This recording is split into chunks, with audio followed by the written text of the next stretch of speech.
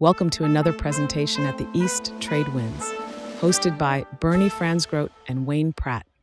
I'm Anthony, founder at SeedLegals, 160-person legal tech company based in the UK and now expanding in the US. I spend half my time in London, half in New York, except last week I was at SF Tech Week, and next I'm in Sydney, Australia. So in fact, I have to check out, look to see where I am at any given day of the week. So SeedLegals is a platform that if you're a startup founder, instead of paying large amounts of money to a law firm, you get on my platform to learn how to get investment ready, and then all the legal documents for fundraising. We've got more than 50,000 companies on our platform, so we've seen everything. One of the things I like to do is go and share from my background. I'm a serial entrepreneur, and from the stories I've seen from customers on our platform to help people get there faster. I will talk about the journey of an entrepreneur, some of the mistakes people make, some of the legal things to do, how to find investors, how to fundraise, all of which in 15 minutes or less. Are we good for that particular ride, or is it a maze?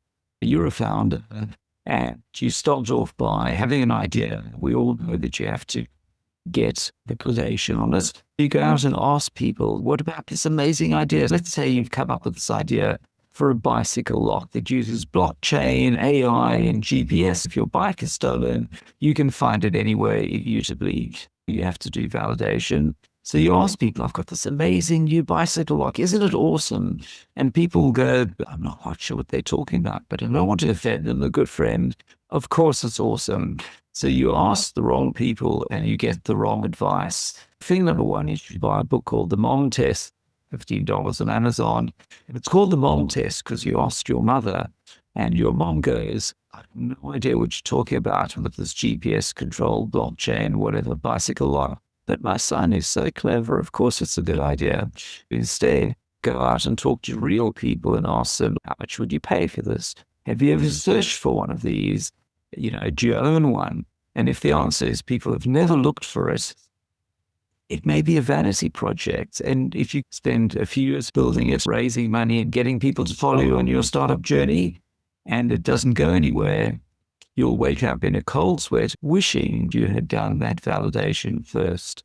The key advice I give to all founders is you really want to test the concept before you build it. One of the things that's changed in the last months is vibe coding. It used to be you'd use Figma or something like that to make a mock-up, and then you test the mock-up with people.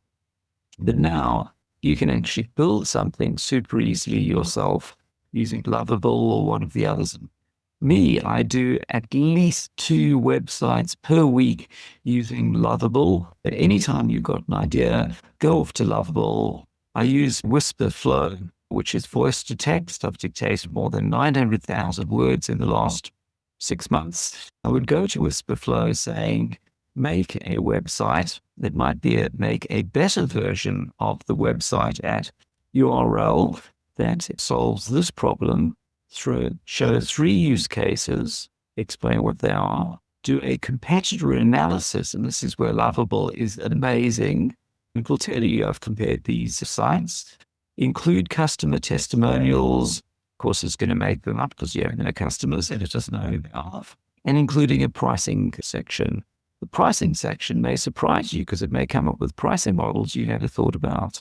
If you get the prompt right to make a cup of coffee when you come back, you will be blown away by what Lovable has come up with. I reckon for 90% of startup websites, Lovable will come up with a better version than something the founder's been working on for months in 20 minutes. And the next thing I've found is when talking to founders, one of the biggest problems they make, apart from validating the concept, is their website, and indeed their pitch deck explains what they do rather than why anyone wants it.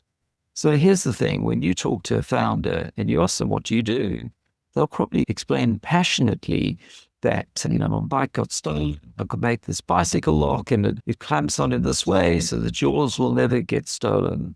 And then you go to their website and it says, something like a GPS, AI-enabled, blockchain-controlled something or other, and you're left wondering, why do I want this? How much will it cost or save me? And what do I do to actually get one? So anytime I look at a website, I can immediately tell whether it's something that's used by customers or not. Here's an example. If you're making a travel booking site says, we use AI and machine learning to connect you with favored travel destinations. I know you're not live and you don't have customers. And if booking.com has just got a text box on the page that says, where do you want to go today? Enter a name and it figures it out. You know that they've built something that people want and they've extracted away all the complexities. Booking.com doesn't keep telling you the AI algorithms, just goes, here's your price and for a flight. Key tip is for anyone building a website and indeed a pitch deck, start by, in your mind, something is broken, we're here to fix it. Another example, if you are one of many companies in the insurtech business, and your website says, we use AI to optimize insurance premiums, why would you sign up? You have no idea what it means. But if it says, we'll save you net 30% on your next month house insurance, click here, it takes 5 minutes, you may well click to do that. So my top tip, and then I'll move on to fundraising, is particularly your website, but also importantly, your pitch deck should start with a lifestyle image of somebody using your products and then work from there.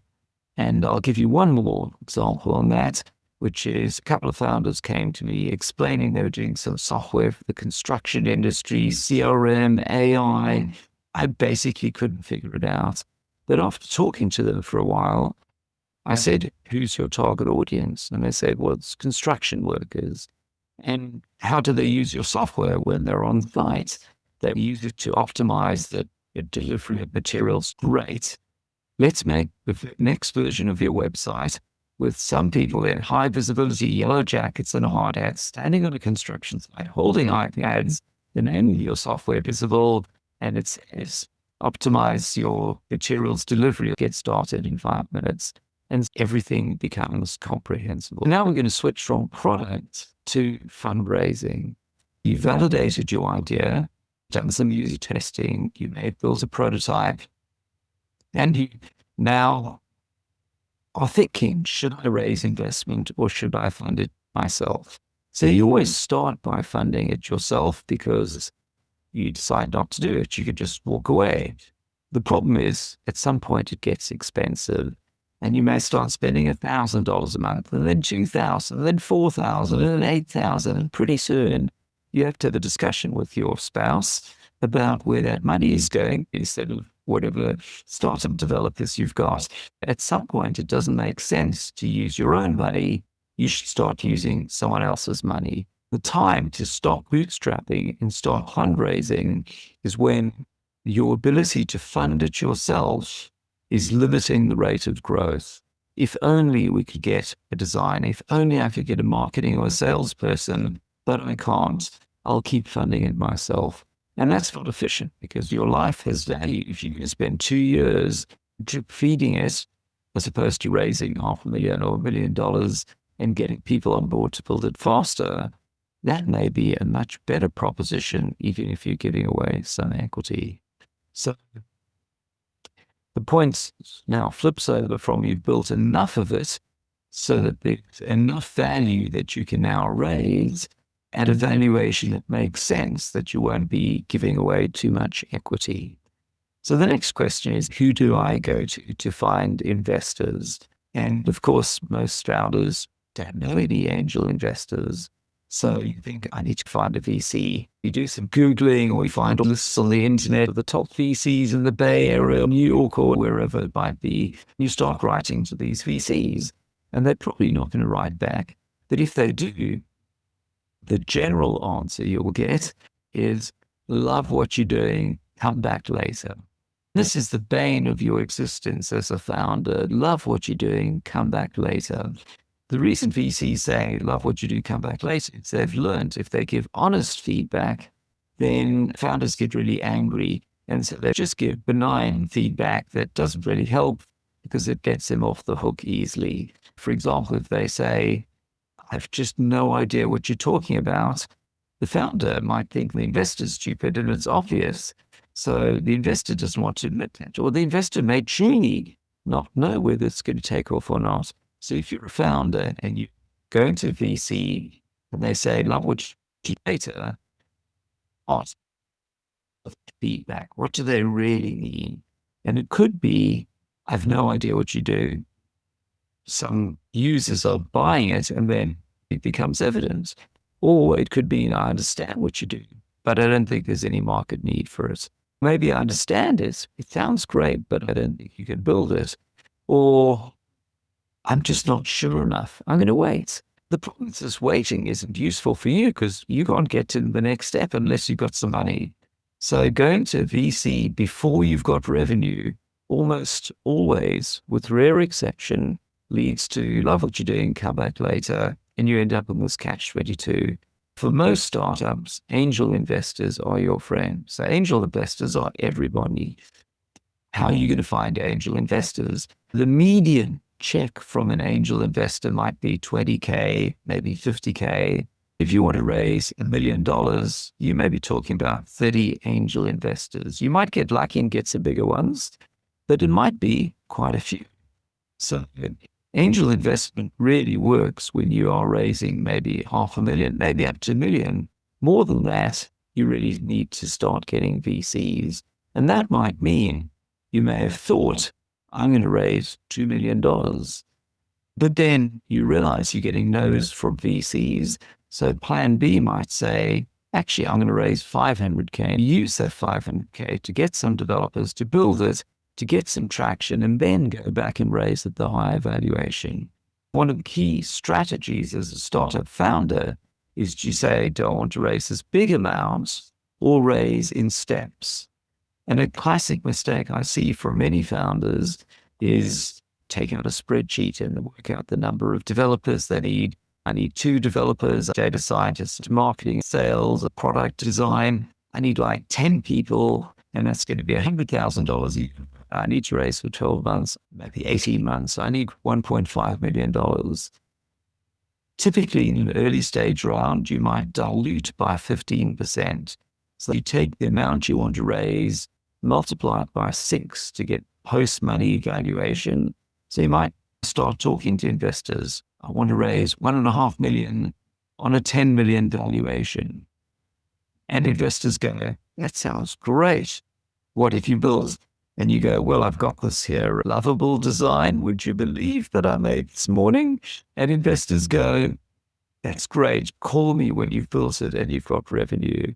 And so now you can either kiss a lot of frogs, waiting to get all the investors on this bus together, or you can go, forget that plan A. I'm going to go with plan B and look to raise $500,000 from 5 or 10 angel investors.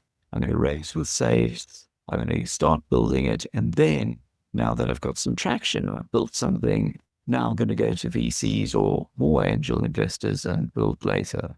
Lastly, one of the key things I've seen now that SeedLegals in the US is US founders are making elementary mistakes. Because legal fees are so high, founders don't go to lawyers initially. They just look at stuff on the internet. Mistakes I see are, if you want to fundraise, you have to have a C corporation. Founders will make an LLC and then realize they have to convert it into a C corp. In some cases, it's a great strategy, but in many cases, it's just a waste of money. They should just have made a C corp from the beginning. Secondly, founders often don't know about QSBS, Qualified Small Business Stock, which if you can tell your investor, they'll pay no federal capital gains tax if they keep their stock for 5 years, or no capital gains up to the maximum of 10 million or 10x the amount they've invested, then you can get investment more readily because you've de-risked it for investors.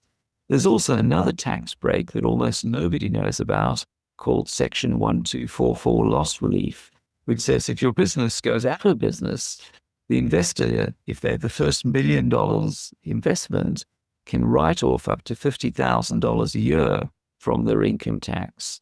This also de-risks, though, whether you want to tell investors if it doesn't work out, you can also get some of your money back again, is debatable.